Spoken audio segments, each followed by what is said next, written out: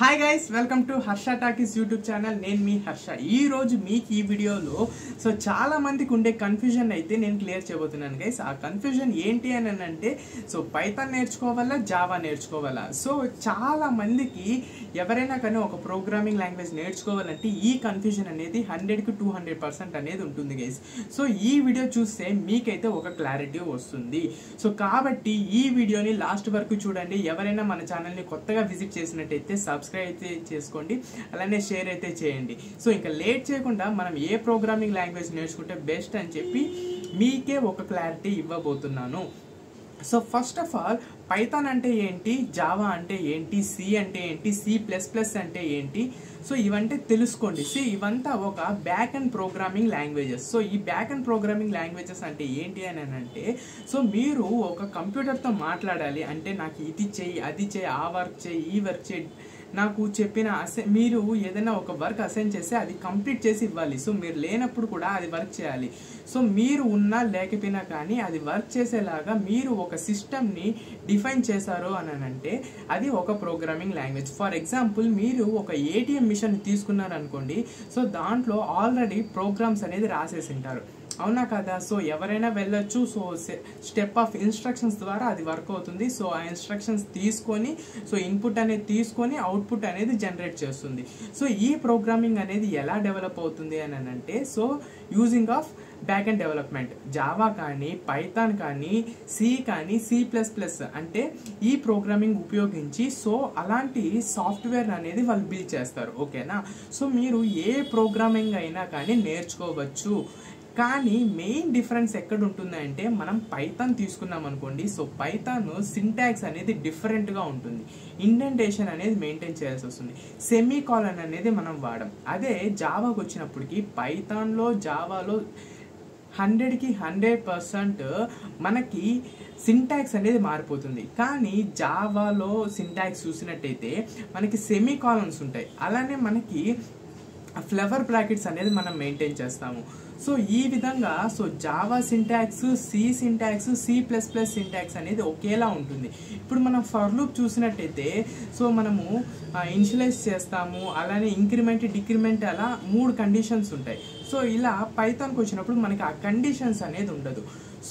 మీరు ఏదైనా కానీ కొంచెం డిఫికల్ట్ ఉన్న ప్రోగ్రామింగ్ లాంగ్వేజ్ నేర్చుకోవాలి, నాకు అన్ని ఐడియా కావాలి అని అంటే జావా వైపు వెళ్ళండి. జావా వైపు చాలా ఆపర్చునిటీస్ అనేది ఉంటాయి. ఈ జావాలో ఎంటర్ప్రైజ్ అప్లికేషన్స్ అంటే మనం చూస్తుంటాము, ఇప్పుడు బ్యాంకింగ్ అప్లికేషన్స్ కానీ, షాపింగ్ మాల్స్ అప్లికేషన్స్ కానీ, ఇవన్నీ జావా ఉపయోగించి చేస్తూ ఉంటారు. ఇంకా పైథాన్ కనుక మనం చూసినట్టయితే ఇది ఆర్టిఫిషియల్ ఇంటెలిజెన్స్ కానీ, మిషన్ లెర్నింగ్లో కానీ, NLPలో కానీ, డేటా అనాలిసిస్లో కానీ ఇవన్నీ మనకి పైథాన్లో యూజ్ చేస్తారు. ఇది ఒక ప్రోగ్రామింగ్ లాంగ్వేజ్, ఇది ఒక ప్రోగ్రామింగ్ లాంగ్వేజ్, ఇది డిఫరెంట్ డొమైన్, ఇది ఒక డిఫరెంట్ డొమైన్. ఇది నేర్చుకున్నారు అనుకోండి, మీకు ఫుల్ క్లారిటీ అనేది వస్తుంది. మీకు డిఫరెన్స్ అనేది కూడా తెలుస్తుంది. ఇప్పుడు ఫర్ ఎగ్జాంపుల్ చెప్పాలి అని అంటే ఈ క్యూబ్కి ఈ క్యూబ్కి డిఫరెన్స్ ఏంటి అని అంటే మీరు క్లారిటీగా చెప్పగలుగుతారు. ఎలా చెప్పగలుగుతారు? దీని షేప్ వేరే ఉంది, దీని షేప్ వేరే ఉంది, దీంట్లో ఈ కలర్స్ ఉన్నాయి, దీంట్లో ఈ కలర్స్ ఉన్నాయి, దీంట్లో డిఫరెన్సెస్ వచ్చి సైజ్ ఇలా ఉంది, సైజ్ ఇలా ఉంది, వెయిట్ ఇలా ఉంది, వెయిట్ ఇలా ఉంది అని చెప్పి మీరు డిఫరెన్స్ అనేది చెప్పగలుగుతారు. ఆ విధంగా నేను చెప్పేది ఏంటి అని అంటే మీరు ప్రోగ్రామింగ్ లాంగ్వేజెస్ అనేది ఎన్ని ఎక్కువ నేర్చుకుంటే అంత మంచిది గైస్. ఎందుకు అని అంటే ఇప్పుడు ఉన్న ప్రెజెంట్ కాంపిటీషన్ అనేది చాలా ఎక్కువ ఉంది, ఓకేనా? కాబట్టి మీరు 2 ప్రోగ్రామింగ్ లాంగ్వేజ్ మీద కాన్సన్ట్రేట్ చేయండి, కానీ ఒక్క ప్రోగ్రామింగ్ లాంగ్వేజ్ అనేది తీసుకోండి. ఫస్ట్ ఆఫ్ ఆల్ ఏం చేస్తారనంటే బేసిక్స్ కొన్ని క్రాష్ కోర్సెస్ అనేది ఉంటాయి. జావా క్రాష్ కోర్స్ కానీ, పైథాన్ క్రాష్ కోర్స్ కానీ ఉంటుంది. ఫస్ట్ ఆఫ్ ఆల్ డీటెయిల్గా వినండి. దాంట్లో ఏముంది, ఏంటి, దాంట్లో సింటాక్స్ ఎలా ఉంటుంది, మనం కోడ్ అనేది ఎలా రాస్తామని చెప్పి క్లారిటీగా వినండి. జావాలో ఒక వీడియో చూడండి, పైథాన్లో ఒక వీడియో చూడండి. అప్పుడు మీకు ఒక ఐడియా వస్తుంది. ఓకే, నేను ఏంటి క్యాపబుల్, నేను ఏది రాయగలను, నేను ఎన్ని మెథడ్స్ గుర్తుపెట్టుకోగలను, నేను ఎన్ని ఫంక్షన్స్ రాయగలను, మీకు ఒక ఐడియా అనేది వస్తుంది. మీరు ఫస్ట్ వాళ్ళు ఎవరో చెప్పారు, వీళ్ళు ఎవరో చెప్పారు మీరు అని చెప్పి మీరు full stack Java full stack, Python full stack తీసుకోవద్దండి. సో మీకు ఏం అర్థమవుతుందో, సో మీకు ఏ లాంగ్వేజ్ అర్థమవుతా ఉంటుందో ఆ లాంగ్వేజ్ మాత్రమే తీసుకోండి. చాలా మంది ఫేస్ చేసే ప్రాబ్లం ఇదే. సో మీరు జావాలో దిగేసి నాకు జావా అర్థం కావట్లేదు అని చెప్పి జావా వదిలేస్తారు. పైథాన్ తీసుకుంటే పైథాన్లో ఇన్బిల్ట్ ఫంక్షన్స్ ఎక్కువ ఉన్నాయి అని చెప్పి పైథాన్ వదిలేస్తారు.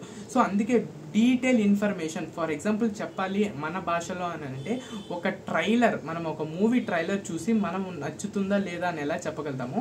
సో ఆ విధంగా క్రాష్ కోర్స్ అని చూసి మీరు అనలైజ్ చేసుకోగలరు. సో నాకు ఇది బెస్టా కాదా అని. సో ఇంకోటి ఏంటి అని అంటే, ఒక్క ప్రోగ్రామింగ్ లాంగ్వేజ్ తీసుకొని దాంట్లో బాగా మాస్టర్ అనేది అయిపోండి గైస్.